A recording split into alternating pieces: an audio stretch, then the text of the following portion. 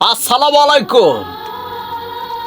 আজকে আমি কথা বলবো জুনিয়র সাকিবের ঘটনাটা। এই যে শিখা নামের মেয়ে, সাকিবের সাকিবের সাথে ঘটনা ঘটেছে, এটা কলঙ্ক, এটা বাংলার ইতিহাসে কলঙ্ক। এই কলঙ্ক বাংলাদেশে যেন আর না ঘটে।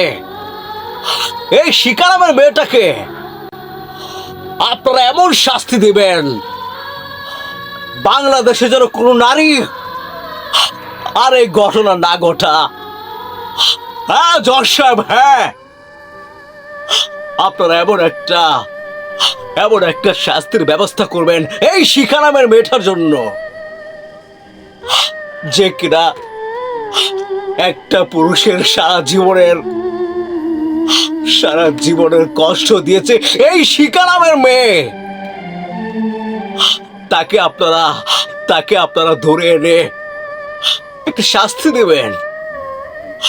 বাংলাদেশে যেন এইসব আজ বুঝতে পেরেছি আমার জীবনের সব পরিণতির জন্য তুই দায়ী। হ্যাঁ, বন্ধুরা, আপনারা সবাই এই শিখা নামের মেয়েটাকে ধরে শাস্তি দেওয়ার ব্যবস্থা করবেন। এটা কলঙ্ক।